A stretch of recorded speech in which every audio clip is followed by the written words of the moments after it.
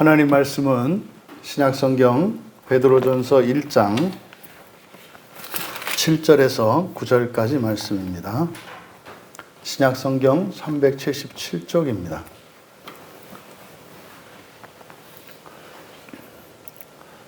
우리 같이 한 목소리로 함께 읽겠습니다. 너희 믿음의 확실함은 불로 연단하여도 없어질 금보다 더 귀하여 예수 그리스도께서 나타나실 때에 칭찬과 영광과 존귀를 얻게 할 것이니라. 예수를 너희가 보지 못하였으나 사랑하는도다. 이제도 보지 못하나 믿고 말할 수 없는 영광스러운 즐거움으로 기뻐하니 믿음의 결국 곧 영혼의 구원을 받음이라. 아멘. 믿음의 시험의 가치라는 제목으로 말씀의 은혜를 나누고자 합니다. 믿음의 시험. 그래서 여기서 시험이라고 번역한 이 단어는 도키미온. 그래서 연단, 시험 이렇게 되는데 지금 우리말 성경에 7절에 믿음의 확실함이라고 번역되어 있습니다. 그래서 확실함은 밑줄 치시고 이것은 번역이 적절하지 않습니다. 이 확실함은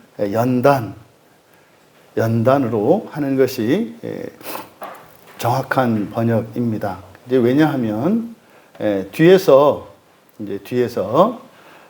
이제 금을 불로 연단하여 없어질, 그래서 불로 연단하다. 요 연단이라고 하는 이 단어와 확실함이라고 하는 이 단어가, 그러니까 확실함은 명사형이고 연단하다 이것은 동사형이기 때문에 도키마조의 명사형입니다. 그래서 시험하다, 연단하다 이렇게 같이 가야 되는 겁니다. 그러면 7절에서 지금 말씀하고자 하는 것, 그러니까 너희들의 믿음의 연단이죠. 너희들의 믿음의 연단은 이렇게 되는 거거든요. 그러니까 여기서 우리들이 알 수 있는 게 뭡니까? 우리의 믿음은 연단된다는 거죠. 우리의 믿음은 시험되는 거예요. 이렇게 시험이 찾아오고 이렇게 연단을 받으면서 우리의 믿음이 온전해져 가고 믿음이 자라가는 것입니다. 그래서 이 연단 또는 시험이라고 하는 이 의미, 여기서는 연단이라고 하겠는데 이 도키미오는 진위 여부를 또 순전함을 가리는 시험인 거죠.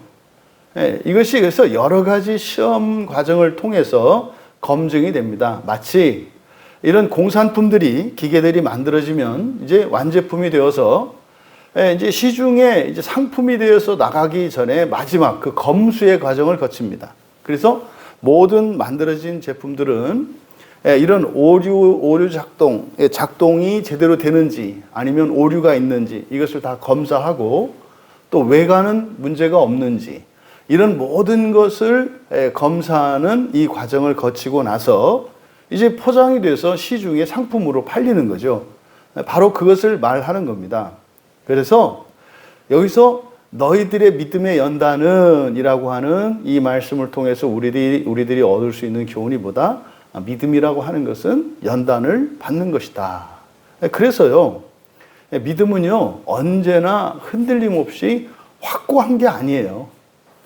원래 믿음이라는 것 자체가 이렇게 오락가락하고 말이죠. 불확실성 속에서 이렇게 되어져 가는 게 믿음이라는 것을 우리가 알 수 있습니다. 종종 사람들이 자기의 믿음이 흔들리고 요동하는 것 때문에 괴로워해요. 내 믿음이 정말 맞나? 언제는 내가 예수님을 믿는 것 같고 성경을 믿는 것 같은데 또 언제는 전혀 믿어지지 않고 안 믿는 것 같은 이런 오락가락하는 일들이 일어나거든요. 이것을 베드로 사도는 뭐라고 말씀하십니까? 원래 그런 거라는 거예요. 원래 그런 거라는 거예요. 오히려 어떤 사람이 이 확신에서 조금도 요동함이 없다. 그것이 문제 있는 거죠, 사실은. 그런 믿음은 없어요. 그러니까 그런 믿음은요, 사실은 고집스러움이겠죠. 자기가 알고 있는 지식, 그리고 자기가 경험한 그것. 그러니까 자기가 확신하는 바 그것을 절대시 할 때에 사실은 이게 흔들림 없는 믿음을 갖겠죠. 그래서 우리가 끊임없이 이 믿음은 이런 시험의 과정을 통해서 연단된다는 것을 우리가 알 수 있다. 근데 이런 너희들의 믿음은, 이 믿음은 불로 연단하여 없어질 금보다 더 귀하다. 그러니까 불로 연단하여 없어질 금보다 귀하다. 이게 이제 무슨 말이겠는가? 불의 연단으로 직역을 하면 불의 연단으로 말미암아 소멸되는 금, 이런 거거든요. 불의 연단으로 말미암아 소멸되는 금보다 더 가치 있는 것으로 발견될 것이다. 그럼 여러분, 이게 불의 연단으로 말미암아 소멸된다는 게 무슨 뜻이겠습니까? 그러니까 1차적으로 그럼 불은 태워서 없어지는 건데, 태우면 없어지는 건데, 여기서 우리의 믿음이라고 하는 것은 불로 태워도 없어지지 않는 것이어야 한다는 이야기구나. 뭐 이렇게 문자적으로 쉽게 이해할 수 있습니다. 근데 본질적으로 보면은요, 뭐 금이라고 하는 것이 없어지지 않는다고 합니다. 그 금이 뭐 대략 한 1000도가 되면 이제 녹는데요. 뭐 녹으면은 고체가 이제 액체가 되는 거지 않습니까? 그러다가 뭐 한 1600도 정도 이렇게 들면 뭐 끓기 시작한대요. 끓는다는 것은 이제 기화된다는 얘기거든요. 그래서 금 성분이 고체 상태로, 뭐 액체 상태로, 기체 상태로 이렇게 변할 수는 있지만 사실상 본질적으로 그게 완전히 소멸되는 것은 아니거든요. 그러니까 여기서 말하는 소멸된다라고 하는 것은 우리가 알고 있는 이 고체 상태의 금, 그 금이 해체되는 것을 말하겠죠. 그리고 또 하나로는 여기서 불로 연단한다. 이제 뭐 금을 어떻게 채취하는가 이렇게 찾아봤더니 꼭 이게 뭐 불로 태워서만 그런 건 아니더라고요. 다른 이제 화학약품들이나 이런 것들을 가지고 녹이고 하는 과정을 통해서도 추출해낼 수가 있더라고요. 그러면 어쨌든 여기서는 이제 고대에서는 금을 만들어내는 가장 일반적인 방식이 이제 그것을 온도를 높여서 끓여서 이제 금을 정제해내는 거거든요. 그럼 여러분, 불의 연단이라고 하는 게 어떤 의미겠습니까? 그러니까 불이 금을 태웁니까? 금이 아닌 걸 태웁니까? 금이 아닌 걸 태운단 말이에요. 그러니까 금은 다른 것보다 더 열에 잘 견뎌요. 그러니까 한 1000도가 돼야 그때 이제 녹기 시작하는데, 뭐 다른 것들은 그 이전에 타서 없어져 버리죠. 다 기체가 돼서 날아가 버린단 말이에요. 그럼 이제 그 상태에서 이제 다시 냉각시키면은 고체가 되고 남는 것은 금만 남는 거잖아요. 그럼 사실상 불로 소멸되는 것은 금이 아니라 금에 섞여 있는 불순물들입니다. 그러니까 불의 연단으로 말미암아 소멸되는 금, 그러니까 이게 지금 의미하는 것은 뭐냐면 말씀드린 것처럼 1차적으로 정말로 뭐 1600도 이상으로 끓여서 기화되는 그런 현상을 말하기도 하고, 또 하나 금의 가치라고 하는 것은 순도에 있거든요. 그러니까 얼마나 불순물이 없는 순전한 금이냐, 뭐 이거에 이제 가치가 결정이 되는데, 그래서 금이라고 하는 것은 어떻게 해요? 불로 불순물들을 태워서 없앰으로써 그 금의 가치가 올라가요. 바로 이제 이 두 가지 의미를 다 얘기하고 있다. 그러면 이 우리의 믿음의 연단이라고 하는 것은 불의 연단으로 말미암아 소멸되는 금보다 더 가치 있는 것. 그러면요, 우리의 믿음이라고 하는 것은 첫째, 어떻다? 이 불로 연단되는 것처럼 이런 연단되어져서 순전해져야 한다는 거죠. 순전해져야 된다는 거예요. 그러니까 우리의 믿음에 조금도 다른 무엇이 섞여 있으면 안 된다, 이 말이죠. 완전한 믿음. 그런데 현재를 살아가는 우리들의 실상은 어떻다고요? 끊임없이 흔들리는 믿음. 그러니까 마치 불순물이 섞여 있는 금과 같은 것이 이 세상을 살아가는 신자들의 믿음이에요. 우리의 믿음은 이 세상 살아가는 동안요, 이게 완전한 순도 100%의 믿음을 가질 수는 없습니다.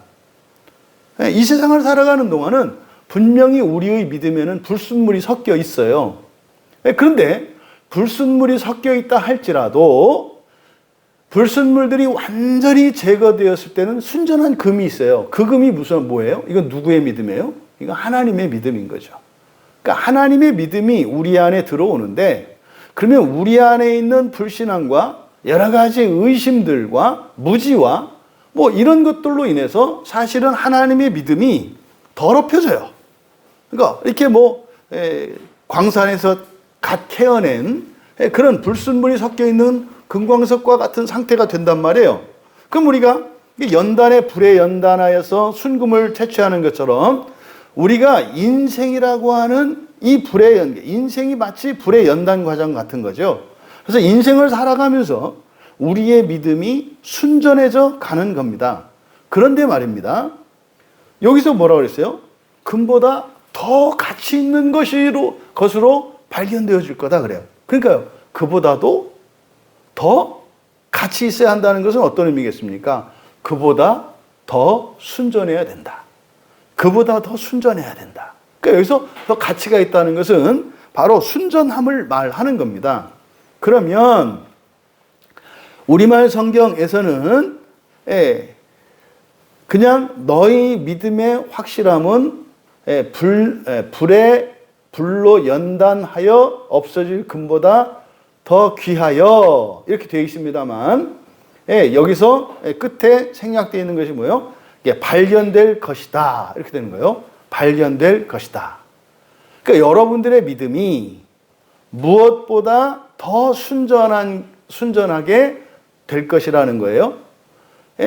전부 이렇게 천도에 해서 우리가 사람이 만들어낸 금보다도 더 순전한 믿음이 될 것이다 이 말이에요. 그러니까 이 연단의 과정이라고 하는 것은 우리의 믿음을 순전하기 위해서, 순전한 믿음이 되기 위해서 꼭 필요한 것임을 이야기하고 있다. 그럼 여기서 불의 연단이라고 하는 게 금을 꺼내기 위한 이 불의 연단, 이것은 우리에게는 1차적으로 인생이 될 것이고, 그렇죠? 우리 인생의 전체, 이 신앙생활의 전체 과정이 연단의 과정일 겁니다. 또 살아서 여기서 연단이 된다면 살아서 끝내는 사람도 있겠습니다만 이제 죽은 이후에도 계속되는 사람이 있겠죠. 그럼 죽은 이후의 연단의 과정은 뭐겠어요? 그건 지옥인 거죠. 그러니까 살아서 사람들이 겪는 인생에서의 이런 고난과 이런 어려운 모든 인생의 역정들, 이것이 마치 금을 채취하기 위한 그 불의 연단 과정과 같이 될 수 있다면, 인생을 살고 난 뒤에 그 사람은 순전한 금과 같이 돼요. 아니, 그보다도 더 순전한 존재가 될 것이라고 이야기를 하는 겁니다. 그런데요, 반드시 그렇게 될 거라는 거예요. 이 믿음의 연단이 어떻게 이거는 성공할 수도 있고 실패할 수도 있는 게 아니라 반드시 뭐한다? 그렇게 된다는 거예요. 이게 발견될 것이다 이렇게 이야기하고 있거든요. 그런데 그 목적이 뭐냐? 그러면 이 믿음의 연단이 필요한, 다시 말해서 이런 믿음의 연단을 통해서 우리가 얻을 수 있는 게 무엇이며, 하나님은 왜 이런 믿음의 연단을 우리에게 허용하시는 것일까? 그것을 이제 예수 그리스도께서 나타나실 때에 칭찬과 영광과 존귀를 위한 것이다 말해요. 그러면 예수 그리스도 예수의 나타나실 때라고 되어 있는데, 그리스도 예수가 나타나실 때라는 게 언제겠습니까? 이때요. 이 나타나신다는 것은 뭐 강림하거나 이런 게 아니에요. 여기에 사용된 나타나다라고 하는 말이 아포칼립시스거든요. 아포칼립시스가 뭡니까? 요한 계시록 할 때 계시란 말이에요. 이 계시는 뭐라 그랬죠? 가려져 있는 것이 드러나는 거라 그랬죠. 감추어져 있는 것이 드러나는 걸 말해요. 그러니까 이렇게 덮개가 덮여 있던 그것이 드러나는 거예요. 그러니까요, 그 실체가 드러나는 것, 이게 나타나심, 여기서 말하는 나타나심이거든요. 그럼 여기서 말하는 그리스도 예수께서 나타나실 때 할 때 이 나타나신다라고 하는 여기에 아포칼립시스가 사용되고 있기 때문에 이것은 언제겠어요? 예수 그리스도의 신성이 드러나는 것을 말하는 거예요. 그러니까요, 부활 때죠. 예수님도 하나님이시지만 사람의 육체를 가지고 이 땅에 오셨습니다. 그래서 죽으셨다가 살아나셔서 승천하셨습니다만 아직 예수님께서 가지고 있는 실체는 완전한 신성이 아니에요. 아직 완전한 신성이 아니시라고요. 그러니까 예수님이 우리가 성부, 성자, 성령 이렇게 삼위일신 하나님을 이야기할 때 성부 하나님, 성자 하나님, 성령 하나님 이렇게 말하지 않습니까? 그때 성자 하나님이라고 했을 때는 성경에서 기록하고 있는 이 땅을 사셨던 예수를 말하는 게 아니에요. 그것은 완전한 신성의 충만으로서의 바로 제2위이신 하나님을 말하는 거예요. 그런데 현재까지 지금 천상에서 이 세상을 다스리고 계십니다만 지금도 예수님께서는 인성을 가지고 계세요. 그래서요, 여전히 애통해 하시고 여전히 기뻐하시고 우리와 함께 모든 것을 공유하신다고요. 어떤 죽음 앞에서 어떤 죽음을 보고 하나님이, 그러니까 주님께서 축복하시고 기뻐하시는 죽음도 있습니다만 또 어떤 죽음에 대해서는 주님께서 그렇게 끓이시고 그렇게 마음 아파하시고 눈물을 흘리실 수도 있다는 거예요. 이번 주에 우리 임선영 집사님의 어머니의 죽음과 제 고향 친구의 죽음이 한 날 있었어요. 한 날에. 같은 날에 이 죽음이 있었는데 죽음의 의미가 너무 다른 거예요. 그럴 때마다 한쪽에 가서는 그 하나님이 주시는 은혜에 막 기뻐하고 감사했는데 말이죠. 또 한편의 죽음에 가서는 너무 마음 아파하고 지금도 그렇게 이제 가슴이 저리는 거예요. 여러분, 한 죽음은요, 하나님께서 그 자녀들을 보내셔서 어머니가 우리의 어머니이신 것이 참으로 감사했습니다. 살아생전에 다 효도하지 못한 것이 죄송합니다. 그래서 충분히 인생을 정리할 수 있는 그런 특별한 시간을 하나님께서 선물로 주셨어요. 참 복되고 감사한 죽음이었단 말이에요. 근데 또 하나의 죽음은 말입니다. 아무도 없는 방에서 혼자 죽어갔어요. 근데 죽는 것도 몰랐어요. 최소한 하루나 이틀 지나고 난 뒤에 연락이 되지 않으니까 누군가가 찾아가서 그 차갑게 식어버린 죽음을 발견했어요. 이럴 때 주님의 마음이 달라요. 주님의 마음이 달라요. 이게 주님의 인격을, 주님이 인성을 가지고 있기 때문에 다르다고요. 그건 마찬가지입니다. 우리를 바라보시는 주님의 마음이 또 주님의 감정이 달라요. 여러분들을 보고 주님이 기뻐하시고 막 자랑하시고 뭐 그러지 않겠어요? 하늘에서 분명히 그러실 거예요. 지금 천상에 있는 많은 성도들이 있을 거란 말이에요. 그럼 그 성도들에게 주님이 막 자랑도 하시고 또 천사들에게 막 자랑도 하시고 그러지 않겠어요? 때로는요, 막 마음 아파하시며 애를 끓이시며 안타까워하시는 그런 때가 있을 거예요. 그러니까 아직 주님이 완전한 신성으로 나타나지 않으셨어요. 여전히 우리와 똑같은 인성과 신성을 가지신 제2의 하나님이시지만 여전히 우리와 같은 인성과 신성을 겸비하신 주님이시라는 것을 여러분들이 잊지 마셔야 해요. 그런데 여기서 베드로가 예수 그리스도께서 나타나실 때에 여기서 아포칼립시스라고 했기 때문에 여기서는 바로 뭐예요? 예수님이 하나님으로서 완전한 신성을 드러내는 날이에요. 이때는요, 예수님을 믿고 안 믿고가 없어요. 예수님이 하나님이신데 뭐 믿고 말고가 어디 있어요?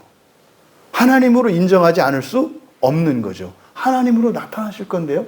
그러니까 바로 예수 그리스도께서 나타나실 때 그때 칭찬, 영광, 존귀를 위하여 이렇게 되는 거예요. 칭찬, 영광, 존귀를 위하여. 그러면 여기서 말하는 칭찬과 영광과 존귀라고 하는 것이 의미하는 바는 무엇일까? 이것은요, 바로 신자가 부활한 상태, 부활하여 완전히 의롭게 된 상태를 베드로가 이 세 단어로 설명하고 있는 것으로 보입니다. 그래서 칭찬이라는 게 온전함을 인정해 주는 거거든요. 온전함을 인정해 주는 거. 영광, 이것은 분명히 하나님의 영광이겠죠. 그리고 존귀, 가치, 명예 이런 것인데 하나님으로서의 그 무한한 가치와 영광, 명예를 말하는 거겠죠. 그러니까 지금 베드로 사도는 7절에서 무슨 말씀을 하고 있는가? 신자들이 이 세상을 살아갈 때 하나님이 우리에게 주신 믿음으로 살아가는데 그 믿음은 인생을 살아가면서 끊임없이 연단을 받을 거라는 거예요. 이런저런 시험을 받을 거라는 거예요. 그렇게 살아간다는 거예요. 그런데 그것의 끝은 어떻게 된다는 겁니까? 완전한 믿음. 불로 연단되어져서 불로 이런 불순물들을 소멸시켜서 만들어내는 순금 또는 고체 상태의 금도 높은 불로 온도로 태우면 그게 기화가 돼서 사라진다고 하는데 그것보다도 더 순전한 믿음, 그 믿음이 믿음으로 발견될 거라는 거예요. 여러분이 예수를 믿으셨습니까? 여러분이 인생을 살면서 그 여러분이 거쳐야 할 연단의 과정을 다 거치든지 아니면 살다 못 끝내서 죽고 난 뒤에도 계속해서 연단을 받을지라도 그 결과는 어떻다라는 거예요? 순전한 믿음으로 발견될 것이라고 7절에서 이야기를 하는 겁니다. 반대로 여기서 우리가 알아야 될 것은 뭡니까? 우리들이 얻어야 될 교훈은 뭐예요? 내 믿음이라고 하는 것은 어떤 것이어야 하는구나? 순전한 것이어야 하는구나. 순전한 것이어야 하는구나. 조심할 것은 이 세상 사는 동안은 나 스스로 자신하고 확신할 수 있는 그런 순전함이 아니라는 거예요. 이 세상을 살아가는 동안은 믿음의 연단이 계속 될 것입니다. 그렇게 해서 우리가 이루는 것이 아니라 사실은 그것을 완전하게 하시는 것은 그리스도께서 나타나실 때 무슨 말입니까? 그리스도께서 부활하실 때 그리스도께서 그렇게 하신다는 이야기예요. 그러니까 우리의 믿음이 완전해지는 것은 부활의 그 순간에 그리스도 예수로 말미암아 그렇게 되는 것이다 라고 말씀하고 있다. 조심할 것은 여러분 여기서 불의 연단 이런 말을 두려워하시면 안 돼요. 그럼 내가 또 사는 동안 막 이렇게 불의 연단을 받아야 되는구나. 여러분 불의 연단의 초점은요 고통에 있지 않아요. 불로 태워서 막 뜨겁고 이런 고통에 있는 게 아니라 불로 연단하는, 불로 태우는 목적이 뭐예요? 순수하게 하는 거라고요. 근데요, 우리 힘으로 순수하게 할 수 없대요. 살아가는 동안 순수하게 할 수 없대요. 근데 주님께서 나타나실 때 한대요. 그러니까요, 주님의 은혜를 의지하고 또 주님께서 그렇게 할 것을 믿으면서 조금도 두려워하지 말고 뭐 해라? 믿음의 연단을 받으면서 자신 있게 살아가라는 거예요. 그런데요, 결코 쉽지 않을 것이다. 그런데 불안하지 마라. 완전하게 주님이 하실 것이다. 요 말씀을 지금 7절에서 하고 있는 거다. 그러면 이 7절을 사역을 하면 이렇게 됩니다. 그래서 너희들의 믿음의 연단은 그리스도 예수의 나타나실 때 칭찬과 영광과 존귀를 위하여 불의 연단으로 말미암아 소멸되는 금보다 더 가치 있는 것으로 발견될 것이다. 여러분, 여러분의 믿음의 연단은 금보다 더 가치 있는 것으로 발견될 줄 믿으시기 바랍니다. 왜요? 베드로 사도가 그렇게 말씀하셨으니까. 또 여러분들이 예수를 믿어서 하나님께서 여러분에게 하나님의 믿음을 주셨는데 그 순도 100%의 그 믿음이 우리에게 오면서 우리 안에 있는 이런 불신앙과 의심과 이런 것들이 한데 뒤섞여서 완전한 그 믿음으로 회복될 때까지 우리는 끊임없이 믿음의 연단의 인생을 살아간다는 것을 기억하셔라. 하지만 그것의 완성에 있어서는 두려워하지 마라. 이것이 7절에서 우리에게 주시는 교훈이라고 하겠습니다. 그럼 이제 8절의 말씀을 보면 예수를 너희가 보지 못했으나 사랑하는도다.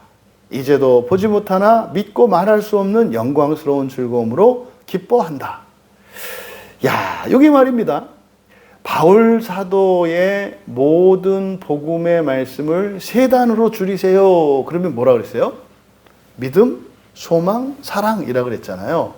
그러니까 사실 모든 바울 서신을 세 단어로 요약할 수가 있어요. 전부 믿음, 소망, 사랑이거든요. 그러니까 이 믿음, 소망, 사랑이라고 하는 것은 사실은 복음의 핵심이거든요. 내용은 뭐죠? 부활이에요. 부활이고 하나님의 아들이 되는 것이고 하나님의 나라에 들어가는 거거든요. 그런데 이 복음의 이 진술이 바로 믿음, 소망, 사랑으로 진술되는데 이게 바울만 그런 것이 아니라 이 모든 사도들이 다 그랬구나 라는 것을 알 수가 있어요. 그러니까 지금 요 8절은 말입니다. 바로 베드로 사도께서 믿음과 사랑과 소망에 대해서 말씀하고 있는 구절이에요. 그럼 8절에 예수를 먼저 맨 앞에 예수를 너희가 보지 못했으나 사랑한다. 이게 무슨 말이에요? 보지도 못했으면서 사랑하는도다. 그렇잖아요. 여러분이 예수님 사랑하시잖아요. 본 적도 없는 예수를. 그렇지 않아요? 여러분들이 오늘 여기 왜 나왔어요? 예, 구원 받으려고요. 맞아요. 맞는데 또 하나는 그 안에 예수님에 대한 사랑이 있어요. 예수님에 대한 사랑이. 그러면 우리가 만난 적도 없고 본 적도 없는 예수님을 사랑할 수 있는 이유가 뭘까요? 본 적도 없는 예수님을 사랑할 수 있는 이유가 뭐겠어요? 믿기 때문이에요. 1차적으로 뭘 믿겠어요? 예수님이 살아 계시다는 거. 그리고 예수님이 나를 사랑한다는 거. 그리고 예수님은 나를 구원할 유일한 분이라는 거. 그리고 예수님은 나를 위해서 이 땅에 오셨고 또 나를 위해서 지금도 살고 계시고 또 나를 위해서 준비하고 계시다는 것. 성경에 있는 이 모든 가르침들을 믿기 때문에 예수님을 사랑할 수 있는 거잖아요. 그러니까 여러분들이 알고 있는 이런 성경적인 지식들과 이러한 경험들을 통해서 우리는 예수님을 믿어요. 그러니까 본 적도 없는 예수님을 우리가 사랑할 수 있는 거죠. 그러면 여기서 우리가 알 수 있는 게 뭡니까? 사랑의 기초는 뭐예요? 믿음인 거예요. 믿음이 있어야 사랑할 수가 있는 거죠. 그러니까 믿음이 사랑의 기초라는 사실을 알아요. 그럼 반대로 사랑은요, 믿음의 열매인 거죠.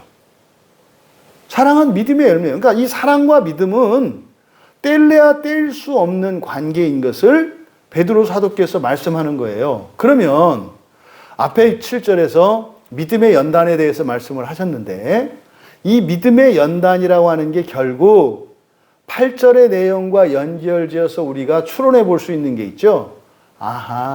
믿음의 연단은 사랑의 열매를 맺는 과정인 거구나. 그런 거잖아요. 나무에서 열매가 맺기까지의 그 과정을 여러분들이 다 아시잖아요. 추운 겨울을 지나요. 그렇죠? 나뭇잎도 다 떨궈내고 심지어는 마른 나무와 같이 죽은 것처럼 꼼짝 않고 말이죠. 그렇게 추운 겨울을 지내요. 그래서 봄이 됩니다. 그러면 이제 땅이 녹고 말이죠. 그러면 나무의 조직세포들이 이제는 움직이기 시작을 해요. 그래서 수분들을 막 빨아들여서 마치 우리 몸속에 있는 혈관들, 이게 바짝 말라 비틀어졌던 것 같은 혈관을 다 펴서 거기로 이제 수분을 끌어올리잖아요.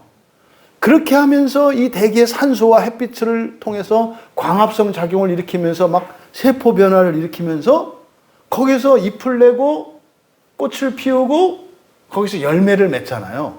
요 과정이 연단 과정인 거죠. 그러니까 우리가 내가 예수를 믿었는데도 이런저런 어려운 일들이 많이 생기고 때로는 내 마음에 의심도 들고 불안하고 슬픔도 있고 막 거짓 감정에 쌓이기도 하고 하는 일련의 모든 과정들, 내 내면에서 일어나는 일과 나의 생활 속에서 일어나는 환경의 변화들, 이런 모든 것들이 다 믿음의 연단인데 이것은 무엇을 위한 거다?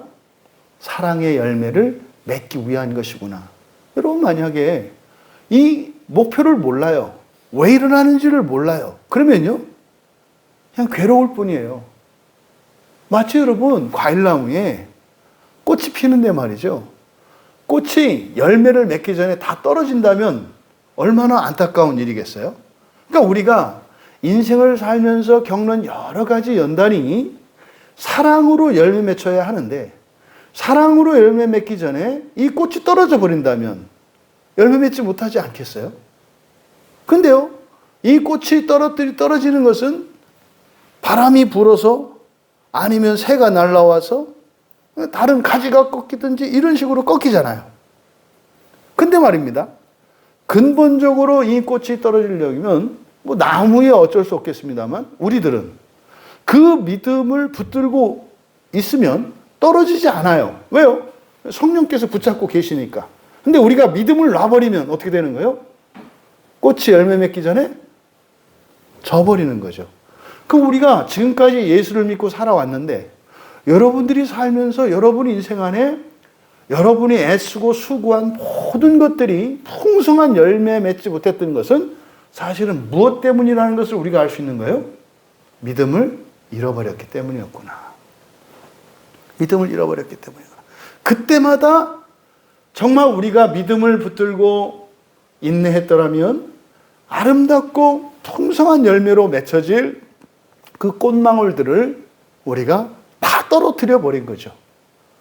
이제 우리의 인생을 나무로 비유했을 때 나뭇가지에 매달려 있었더라면 정말 아름다운 열매가 되어질 꽃송이들이 내 인생이라고 하는 나무 주변에 많이 떨어져 있는 것을 우리가 깨달을 수 있는 거예요.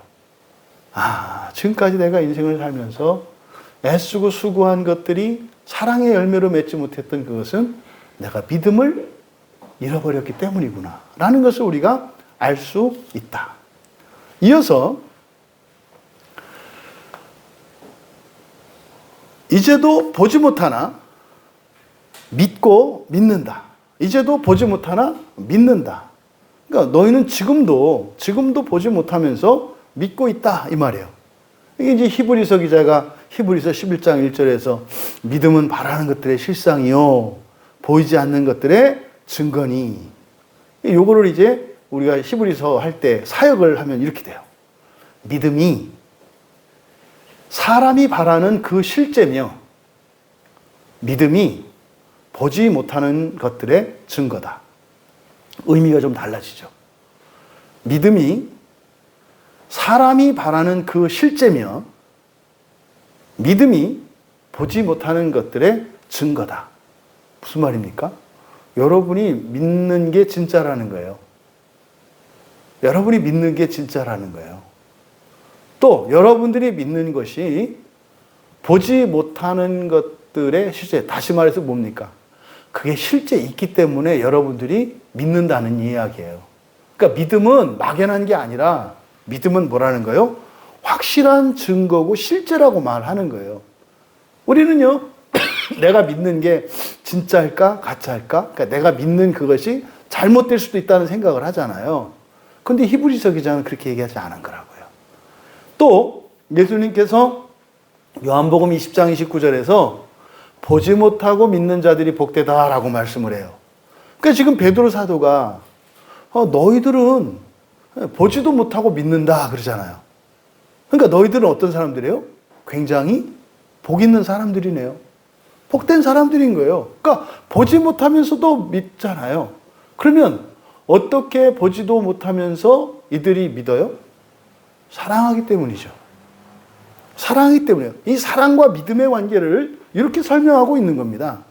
사랑하기 때문에 사랑하기 때문에 믿는 거예요. 무슨 말이에요? 여러분이 사랑하는 누군가가 잠시 잠깐 헤어져 있어요. 근데 그 이별을 통해서 여러분이 그 사람에 대한 신뢰를 잃어버리지 않아요. 왜요?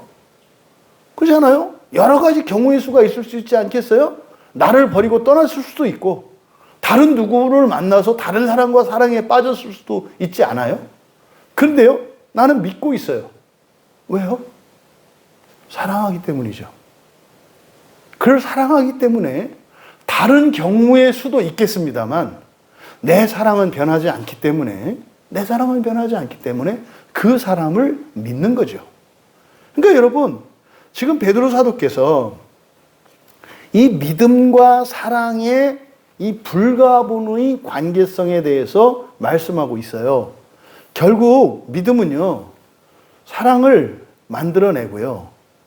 또 이 사랑은 믿음을 지킨다는 것을 알 수 있어요. 그러니까 믿음으로 사랑이 만들어지고 그 사랑에 의해서 믿음이 지켜져요. 그러니까 사랑과 믿음 둘 가운데 어느 하나도 없으면 안 되는 거예요.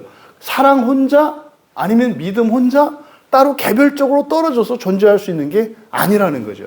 믿음이 없으면 사랑이 생기지 않을 거고요. 사랑이 없으면 있던 믿음도 사라질 거거든요. 그러니까 이 믿음과 사랑에 대해서 이렇게 말씀을 하고 이어서 이제 하반절에 보지 못하나 믿고, 그 다음에 말할 수 없는 영광스러운 즐거움으로 기뻐하니, 여기 밑줄을 치시고 여기는 소망에 대한 이야기예요. 말할 수 없는 영광스러운 즐거움으로 기뻐한다. 그러면 말할 수 없는 영광스러운 즐거움으로 기뻐한다.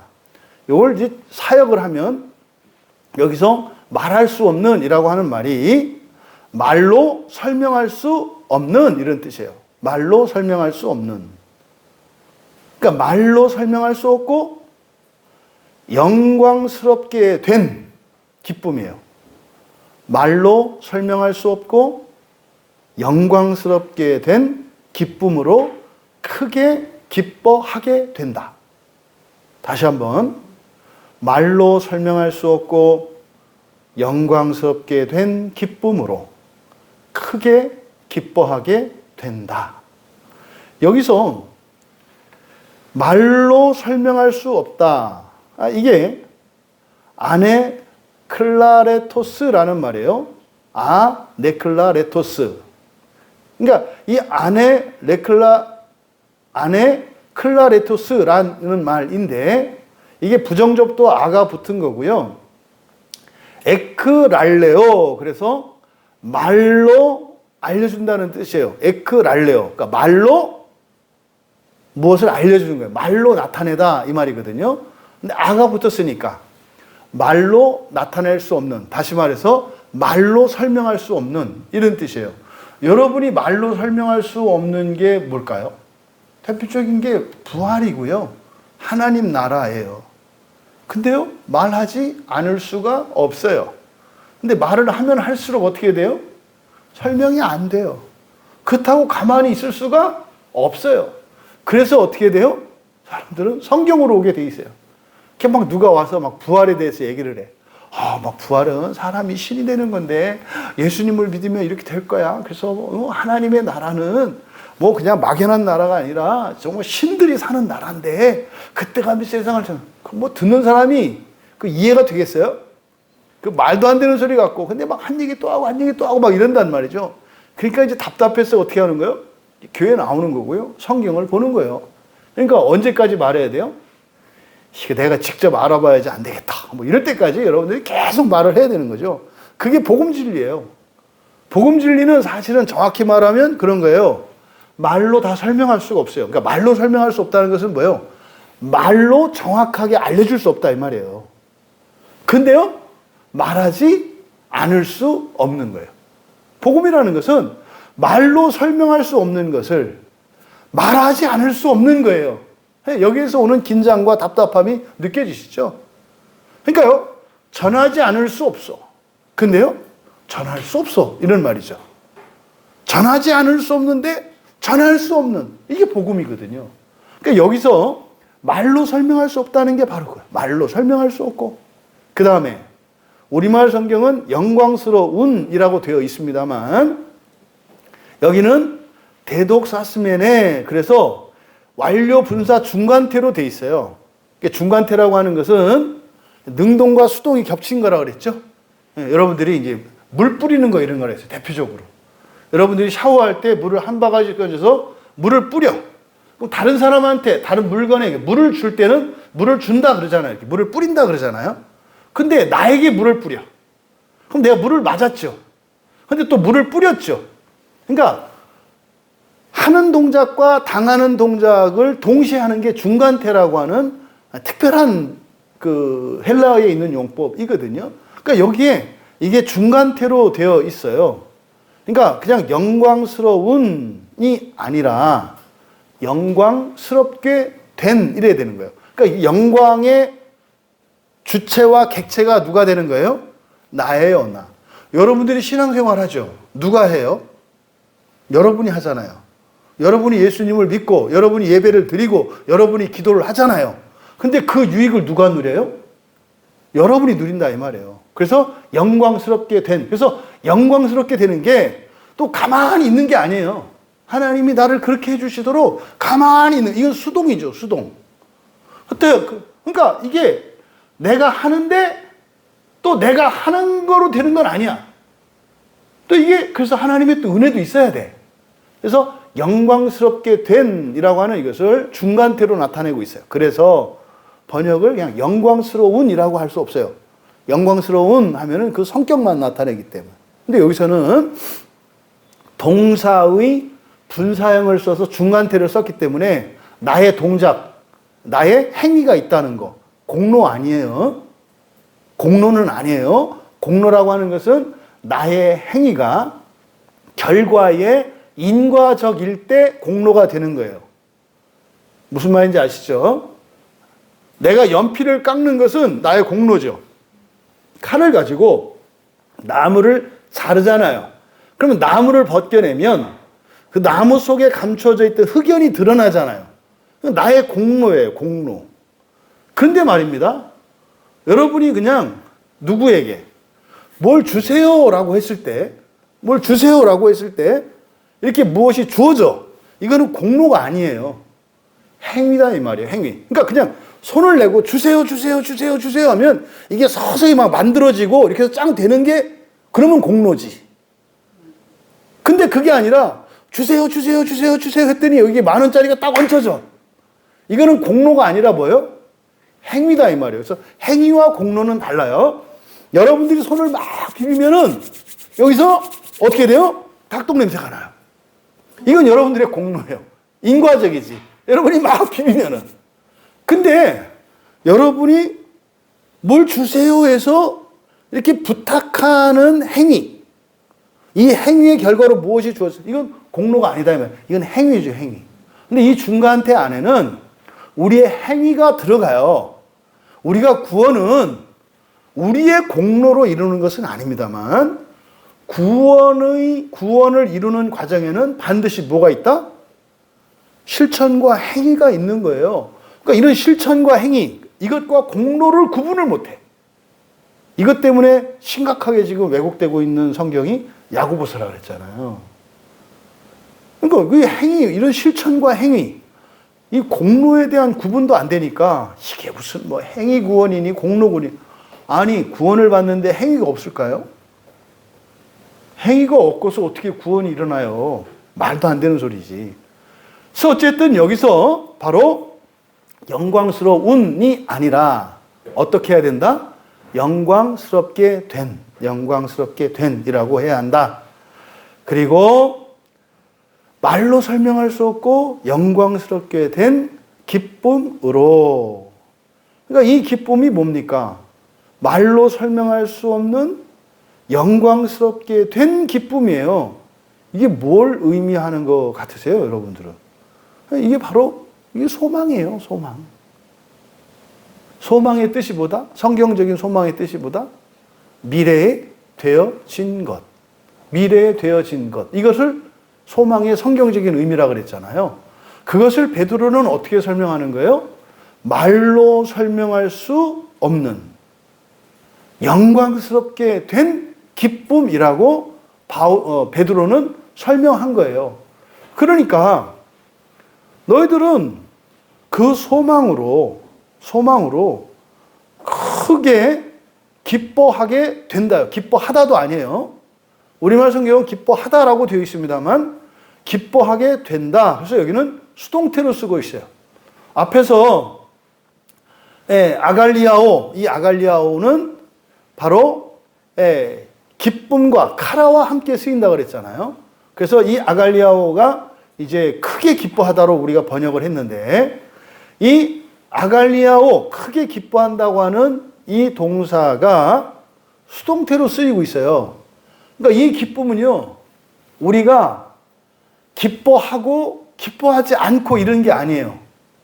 왜 수동태로 썼을까요? 여러분, 능동태로 썼을 때와 수동태로 썼을 때 차이점이 뭐냐면, 능동태로 쓰게 되면 할 수 있는 사람은 하고 할 수 없는 사람은 못해요. 근데 수동태로 쓰게 되면 기쁨의 원인과 주체가 내가 아니에요. 기쁨을 당한다 이런 말이에요. 그죠? 여러분이 뭐 무슨 재밌는 이야기나 이런 걸 들었을 때 똑같이 반응하는 건 아니잖아요. 근데요, 간지럼치면 어떻게 돼요? 웃음을 당하죠. 웃게 되죠. 그러니까 수동태를 썼을 때는 그런 의미, 그래서 능동태보다 더 강하고 보편적인 의미를 나타낼 수 있는 거예요. 그래서 여기서 기뻐하다가 아니라 기뻐하게 된다. 그러니까 모든 사람은 다 그 소망으로 기뻐하게 된다는 거죠. 이게 그리스도인들이 가지고 있는 특권인 겁니다. 그러니까 결국 지금 여기서 8절에서 베드로 사도께서 바로 믿음과 소망과 사랑. 바울 사도는, 이 베드로 사도는 먼저 사랑을 가지고, 사랑으로, 그러니까 사랑과 믿음과 소망에 대해서 지금 여기서 말씀하고 있는데, 정리하면 어떻게 되는 겁니까? 믿음은 사랑의 기초예요. 그래서 믿음이 사랑을 만들어내요. 그러면 믿음의 열매로 만들어진 이 사랑은 믿음이 사라지지 않게 해요. 그러니까 마치 나무에 열매가 열려서 그 열매가 씨잖아요. 또 땅에 뿌려져서 다시 또 나무가 살아나는 자연의 섭리를 우리가 이해할 수 있다 이 말이에요. 그래서 원래 있는 나무, 이것을 믿음으로 보고, 사랑은 거기에 맺힌 열매로서의 또 씨. 그러면 죽어서 또 땅에 떨어져. 그러면서 어떻게 해야 돼요? 나무가 또 자라. 근데 한 그루 나무에서 시작이 됐는데 많은 열매가 맺혀서 그 나무에서 시작된, 그 믿음에서 시작된 그 사랑이 주렁주렁 열려서 그 사랑이 땅에 떨어져서 그것이 다시 피어나면서 또 다른 나무가 만들어져. 이걸 얘기를 하는 거죠. 그래서 믿음에서 사랑이 만들어지고 사랑에 의해서 믿음이 보존이 돼요. 그런데 여기에 베드로 사도는 바로 기쁨이죠. 소망의 기쁨으로 이 믿음과 사랑이 계속 자라고 확장되어진다고 설명하고 있는 거예요. 그러니까 베드로 사도가 신자들이 이 세상을 겪으면서, 지금 여기서 대상이 염두에 두고 있는 이 신자들은 누구라 그랬어요? 엄청난 박해를 피해서 사방으로 전 세계로 흩어져 있는 성도들이잖아요. 그렇죠? 근데 그들에게 지금 어떤 일이 일어난다고 그랬죠? 더 큰 환난과 박해가 일어날 거라 그랬잖아요. 그들에게 쓰고 있는 편지인 거예요. 그들에게 이런 믿음의 연단이, 너희들이 전에도 연단을 받았잖아. 그래서 너희들 고향을 떠나서 지금 소아시아로 막 흩어진 거 아니야. 근데 왜 이런 일이 일어났는가를 지금 설명을 하는 거예요. 아유, 내가 예수를 믿어가지고 인생이 꼬이네. 내가 예수를 믿는 것 때문에 사는데 어렵고 오히려 내 생명도 위험해지네. 이런 갈등과 고민이 있다 이 말이에요. 뭐 오늘날 같으면 내가 예수를 믿으니까 뭐 마음대로 살지도 못하고, 내가 예수를 믿으니까 뭐 일요일 날 뭐 꼼짝도 못하고 그냥 교회 와야 되고, 그러니까 이게 사소한 거입니다만 똑같아요. 성격상으로는 이런 모든 걸 말하는 거죠. 그러니까 왜 이런 일이 이게 믿음의 연단이라는 거예요. 원래 믿음의 연단이 이렇게 일어나는 거다. 근데 왜 너희들이 이런 걸 겪는 줄 알아? 몰라요. 그걸 가르쳐 주는 거예요. 너희들이 그리스도를 사랑하기 때문에 그런 거야. 그럴 때 그런 거예요.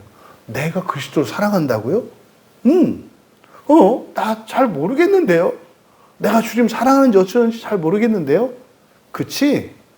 근데 너희들이 신앙을 버리지 않고 이 신앙 안에 있는 그게 그리스도를 사랑한다는 증거란다? 그건 난 모르겠어요. 그러니까 예수님이 나를 사랑하는 건 알겠는데 내가 예수님 사랑하는 건 모르겠어요. 근데 그 사랑이 너희들의 믿음을 지키는 거야. 무슨 말입니까? 너희들이 현실적으로 환경적으로 겪는 이러저런 어려움들이 있는데 그걸 막 견디려고 인내하려고 이렇게 할 것이 아니라 너를 사랑하시는 예수님의 그 사랑을 기억하고 네가 사랑하는 그 주님을 향한 너의 사랑을 생각을 해. 그래야 너희들이 신앙을 버리지 않고 믿음을 잃어버리지 않을 수 있어. 이렇게 얘기를 하는 거예요.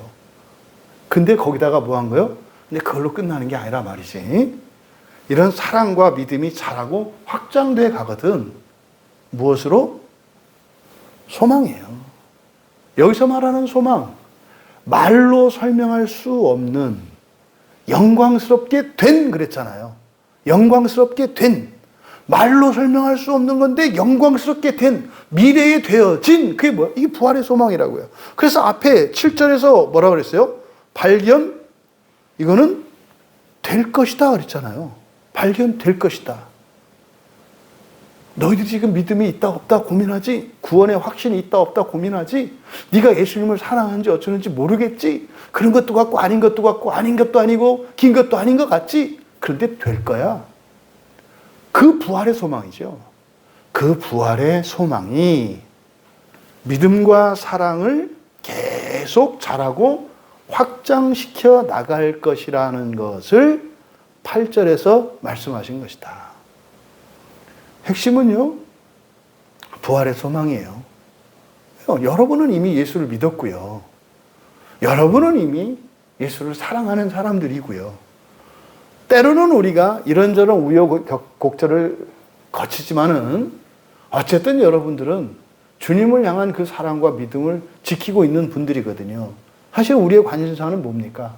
믿음이 자라기를 원하고 그 사랑이 더 풍성히 열매 맺기를 원하죠.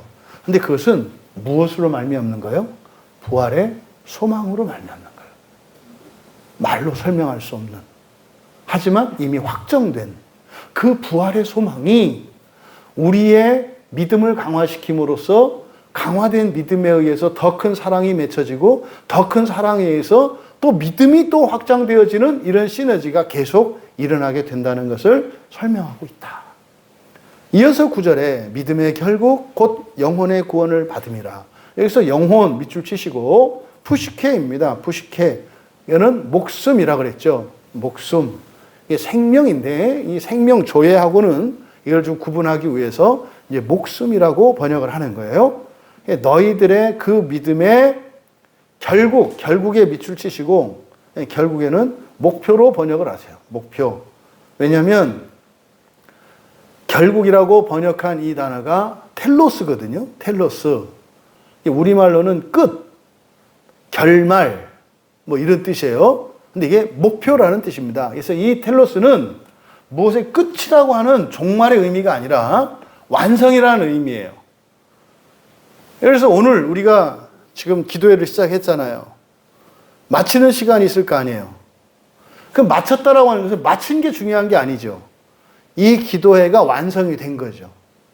시작이 있으면 끝이 있어야 되잖아요. 그래서 우리는 죄 가운데 죄가 들어온 세상에서 살고 있기 때문에 시작과 끝이 의도한 대로 되지 않아요.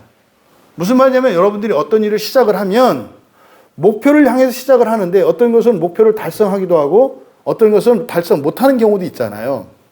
이게 죄 가운데 이 세상에 있기 때문에 그렇거든요. 근데 원래는요, 여러분들이 무엇을 계획하면 계획한 대로 되는 거예요. 그래서 이 텔로스라고 하는 의미는 그 목표가 성취된 상태를 말합니다. 그래서 목표라고, 우리말 성경은 결국이라고 했습니다만, 결국이라고 하는 이 말 안에 완성의 의미가 포함되어 있는 거예요. 그냥 끝만 난 것이 아니라 뭐예요? 완성된 끝맺음을 말하는 거예요. 그래서 이것을 목표로 번역을 한 거예요. 그럼 너희들의 그 믿음의 목표. 그러니까 우리가 믿음을 받아서 연단 과정을 거쳐서 사랑과 소망 안에서 살아가. 근데 그 끝, 최종적인 결과, 그 목표, 그게 뭐라는 거예요? 영혼의 구원이 아니라 목숨들의 구원이에요. 목숨들의 구원을 받으면서, 이 구절은 분사구문이거든요. 받으면서 기뻐한다, 이렇게 되는 거예요. 그러니까 믿음과 소망과 사랑 안에서 우리는 결국 신앙생활하면서 살아가거든요. 근데 그때 어떤 일이 일어난다는 거예요? 목숨들의 구원이 일어난다고 얘기를 하는 거예요. 여러분들이 예수를 믿고요, 교회 다녀요. 성경 읽고 기도하고 이런 경건의 실천과 말씀의 은혜를 받고 성찬의 은혜를 받고 또 성도가 교제를 하면서 함께 살아가요. 근데 그 과정, 이거 핵심이 믿음, 소망, 사랑이라고 그랬잖아요. 근데 이때 어떤 일이 일어난다고요? 목숨들의 구원이 일어난다고요. 그럼 여기서 말하는 목숨들은 뭘까? 여러분에게는 생명이 두 종류 생명이 있죠. 그렇죠? 두 개의 생명이 있어요. 뭐요? 육체의 생명과 영혼의 생명. 이거를 사람의 생명, 사람의 목숨, 사람의 생명, 하나님의 생명이 있죠.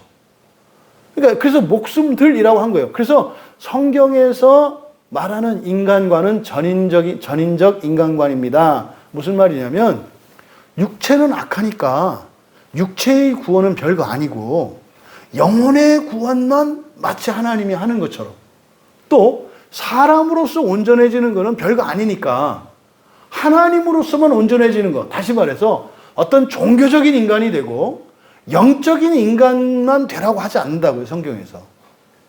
또 반대로 육체적이고 물질적인 완성만을 위해서 살아가거나 현세적인 것만을 위해서 살아가라고 하지 않는다고요.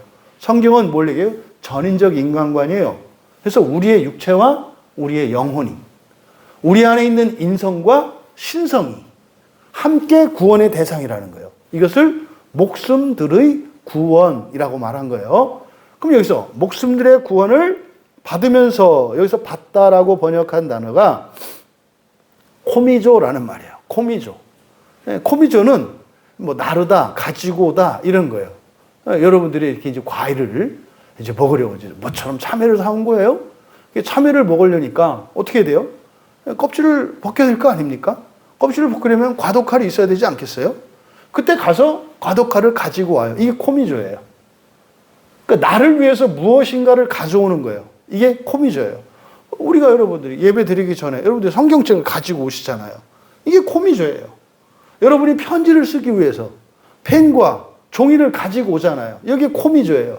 그러니까 이것은, 이 코미조는 단순히 어떤 노역으로서, 노동으로서 무엇을 하는 게 아니라 나의 필요를 위해서 내가 무엇인가를 나르는 거.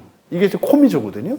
그러니까 너희들이 목숨들의 구원을 받으면서, 그러니까 뭡니까? 우리가요, 믿음을 가지고 살아가요. 믿음을 들고 가잖아요. 우리 신앙을 지키면서 살아가잖아요. 근데 그거는 누구를 위한 거다? 나를 위한 거다라는 거예요. 나를 위한 거다. 그러니까 그렇게 살아갈 때 우리들이 어떻게 된다? 네, 그 목숨들의 구원을 받는다. 여기 이제 수동태로 되어 있어요. 이것도. 목숨들의 구원을 받는 거다. 그러니까요, 우리가 하는 이런 종교적 실천과 이런 것들은 실천일 뿐이에요. 실천일 뿐이에요. 그것이 공로적이지 않다 이 말이에요. 실천일 뿐이에요. 그래서요, 예를 들어서 여러분들이 교회 나오는 사람과 안 나오는 사람, 예배에 참여하는 사람과 참여하지 않는 사람 같을까요? 다를까요? 당연히 달라요. 당연히 달라요. 하지만 그렇다고 해서 참여한 사람들이 이거를 공로로 생각해서는 안 되는 거예요. 공로는 아닙니다. 그러니까 자랑할 건 아니에요. 또 하지 않는, 참여하지 않는 사람들을 비난하거나 판단할 거 아니에요. 그것은요, 각자 원하는 대로, 각자가 옳다고 생각하는 대로 할 뿐이지, 그것을 가지고 우리가 판단하거나 이렇게 할 건 아니죠. 하지만 여기서 이걸 수동태로 나타냄으로써 목숨들의 구원을 받을 것이다. 여러분들이 신앙을 지키면 믿음과 소망과 사랑 안에서 살아가신다면 주님께서 그 완전한 부활, 그 첫째 부활의 약속을 우리에게 주셨다는 것을 지금 바울 사도께서 말씀하는 거예요. 이게 이런 거잖아요. 너희들 지금 살아가는 삶의 형편이 너무나 고되고 힘들지. 객지 생활하고 있는데 여기서 정말 생명을 부지하고자 또 신앙을 지키고자 너희들이 이 로마를 떠났잖아. 예루살렘을 떠났잖아. 그래서 사방으로 흩어져서 그 살기 좋은 로마, 뭐 우리나라에서도 사람들이 서울을 막 이렇게 서울에 살고 싶어 하지 않아요? 근데 거기서 살다가 떠났단 말이에요. 왜요? 신앙을 지키자니 죽게 생겼고, 목숨을 지키자니 신앙을 버려야 되겠어. 뭐 하려면? 로마에서 살려면. 그러니까요, 신앙도 지키고 목숨도 지키려면 로마를 떠나는 수밖에 없는 거예요. 그래서 떠났잖아요. 나그네로 지금 살고 있잖아요.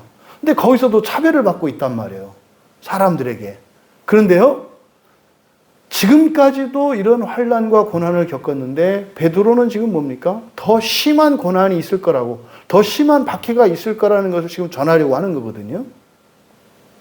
그러니까 잘하려고 하지 마라.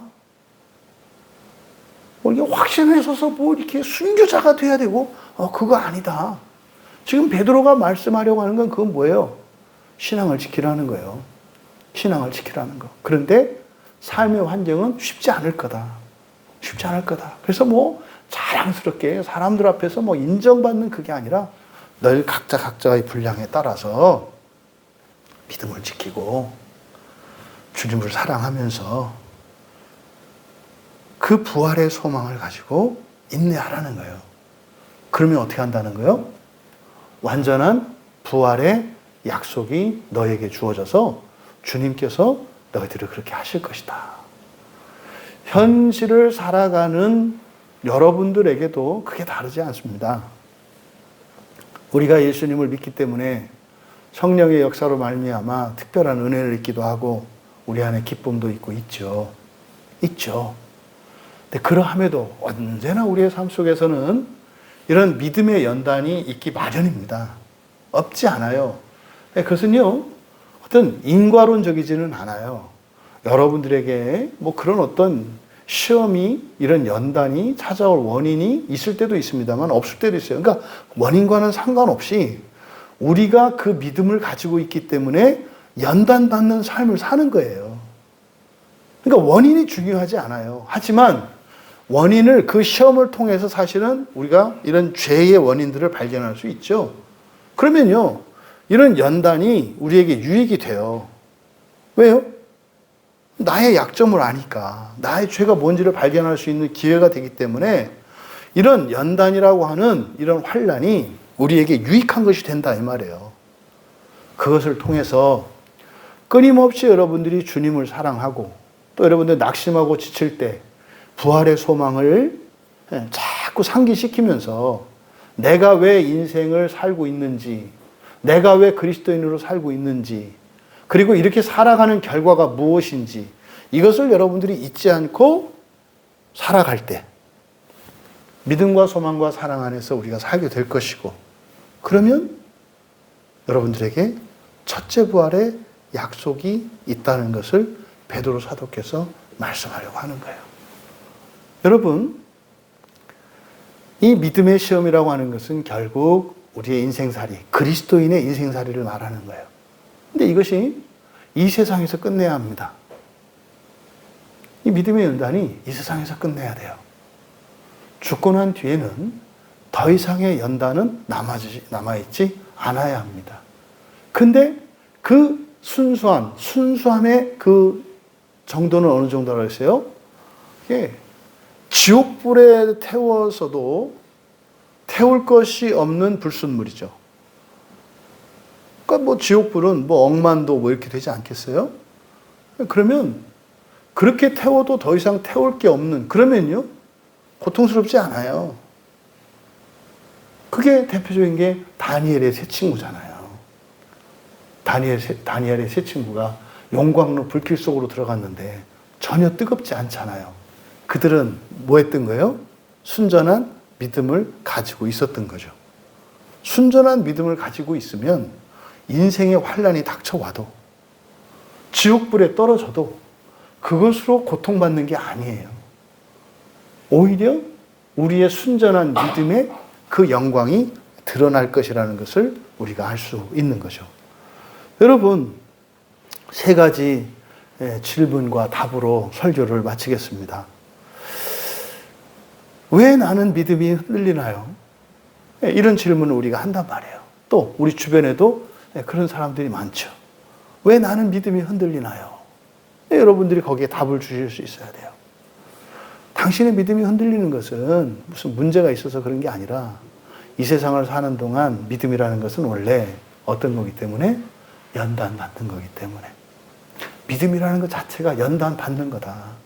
그래서 불확실한 것 같은 그거, 이게 뭐라는 거예요? 정상이라는 얘기예요. 정상이라고요. 근데 얼마나 많은 사람들이 이 요동하지 않는 확고한 믿음을 찾아 헤매는지 몰라요. 이거 말도 안 되는 거죠. 믿음은 원래 연단받는 거다. 두 번째로, 그러면요, 그래요? 아니, 왜 믿음이 그렇게 연단돼야 하나요? 왜 믿음이 이렇게 연단돼야 하나요? 그것은요, 우리가 온전하지 않기 때문에 그래요. 그러니까 믿음이 연단돼야 한다는 것을 통해서 우리가 알아야 할 것은 사람이라고 하는 존재는 어떤 존재다? 온전한 존재가 아니다. 완전한 존재가 아니다. 그래서 믿음의 연단의 과정을 통해서 우리를 완전하게 하려고 하기 때문에 이런 믿음의 연단이 필요한 것이다. 그래서요, 현재 나이가 온전하지 않은 불완전한 이것이 결코 해가 되지 않는다. 왜요? 믿음의 연약함 때문에, 흔들리는 이것 때문에 오히려 사랑이 자란다니까요. 그것 때문에 오히려 사랑이 열매 맺는다니까요. 믿음의 연단 때문에 사랑이 맺혀요. 사랑이. 그러니까 오히려 믿음의 연단이 없었더라면 사랑이 없는 것처럼 베드로는 설명을 하는 거예요. 그러니까 이렇게 우리가 잘못할 때 사실은 사랑을 느끼게 되거든요. 내가 상대방에게 잘못했어요. 근데 상대방이 그걸 용서해요. 그때 생겨나는 감정이 사랑이에요. 내가 잘못하면 아담과 하와가 하나님 말씀에 불순종하니까 두려움과 수치심과 외로움이 들었잖아요. 근데 피했잖아요. 도망갔잖아요. 근데 주님 앞에 가서 용서를 구해서 용서를 받았더라면 그때 먹지 말라는 그 나무의 열매를 먹은 것 때문에 결과는 어떻게 됐는 거예요? 사랑이 커졌을 거거든요. 근데 피했기 때문에 사랑에서 멀어져서 나중에는 사랑이 미움으로 바뀌었잖아요. 사랑과 미움은 동전의 양면과 같다니까요. 그러니까 멀어지니까 그 사랑이 미움으로 바뀌어요. 여러분, 우리의 믿음이 연단되어야 하는 그 이유는 우리가 온전하지 않기 때문에, 이때 온전하지 않다는 거 조심하실 것. 여러분들이 가지고 있는 인간의 약점이나 개인적인 이거 말하는 거 아니에요. 본질적인 걸 말해요. 사람이라는 존재는 여러분보다 1000만 배 더 뛰어나고 훌륭하고 완전한 사람도, 그 사람도, 어떤 사람도 완전하지 않다는 거예요. 믿음의 연단이 있어야 되는 이유가 사람이라고 하는 존재가 완전하지 않기 때문이라고 말하는 거예요. 보다 좀 좁은 의미에서는 우리의 감정이 불완전하기 때문이죠. 사실은 우리의 감정은 뭐라 그랬어요? 원래 감정은 사랑이라 그랬잖아요. 우리의 감정, 다시 말해 사랑이 깨어졌기 때문에 그 사랑을 회복시키기 위해서는 믿음의 연단이 필요하다고요. 그럼 사랑이 회복되는 것은 우리의 완전성의 회복의 시작이에요. 그게 뭐예요? 감정의 회복이거든요. 감정의 회복. 그래서 왜 믿음이 연단되어야 하는가? 왜 이런 방식으로 신자가 괴로움을 겪고 불안해하고 막 이렇게 복잡한 그냥 죽으면 죽으리라 하고 이렇게 살게 하지 않으시고 왜 이렇게 그냥 뭐 흔들리게 만들고 이러셨는가? 그것은 우리의 존재론적인 취약성과 불완전성을 온전케 하시려고 하기 때문에 이런 과정을 거치는 것이다. 그러면 세 번째로 바로 이 믿음의 연단은 결국 사랑을 키우기 위한 것이고 존재를 완전하게 하기 위한 거라 그랬잖아요. 어떻게 믿음의 연단을 통해서 사랑을 온전케 하고 존재를 온전케 하는데 어떻게 그러면 날마다 그렇게 자라가고 확장시켜 갈 수 있는가? 소망이라는 거죠. 이때 소망은 뭐예요? 부활의 소망입니다. 그 부활의 소망으로 이 부활의 소망은 말로 설명할 수 없는 거예요. 근데요, 영광스럽게 이미 된 거예요. 이미 성취된 거예요. 말로 설명할 수 없지만 이미 성취된 거예요. 이게 부활의 소망이에요. 그것으로 우리의 믿음과 사랑을 잃지 않고 그 과정을 통해서 우리의 전 인격과 더 나아가서 인성뿐만 아니라 신성까지도 날마다 더 온전케 되어지는 것이다. 이 베드로 사도께서 주신 이 말씀이 여러분에게 실제적인 유익이 되시고 그래서 여러분들이 가지고 있었던 어떤 신앙의 의문들 또 여러분 주변에 있는 누군가가 이런 질문을 던질 때 그렇게 답을 줄 수 있는 우리 모두 되시기를 주님의 이름으로 축원합니다. 우리 말씀을 생각하며 잠시 기도합니다. 여러분, 왜 우리가 인생을 살면서 이런 믿음의 연단이 있을까요? 아, 이런 거구나. 이렇게 해서 사랑이 생겨나는 것이고 그래서 사랑이 생겨날 뿐만 아니라 존재가 완성되는 거구나. 사람으로 태어난 내가 하나님의 자녀로 빚어져가는 이런 과정을 하나님께서 믿음의 연단을 통해서 하시는 것이구나. 그러함에도 우리가 이 믿음과 사랑의 관계 속에서 끝까지 이것이 자라가고 확장시켜갈 수 있는 것은 부활의 소망이라는 것을 오늘 말씀을 통해서 우리가 함께 나누었습니다. 말씀의 은혜를 생각하며 하나님, 내 인생의 작은 것도 허비되지 않고 다시 말해서 내 인생이라고 하는 나무에 맺힌 이 꽃봉오리들이 하나도 땅에 떨어지지 않게 하시고 풍성한 사랑의 열매를 맺게 하옵소서. 그래서 믿음으로 맺혀지는 사랑의 열매가 더 큰 소망을 바라보며 나라고 하는 한 인생을 통해서 내 주변에 정말 하나님 나라를 향한 그런 거룩한 이들이 다 함께 참여하는 구원의 일들이 일어나도록 은혜를 달라고 우리 같이 기도합니다.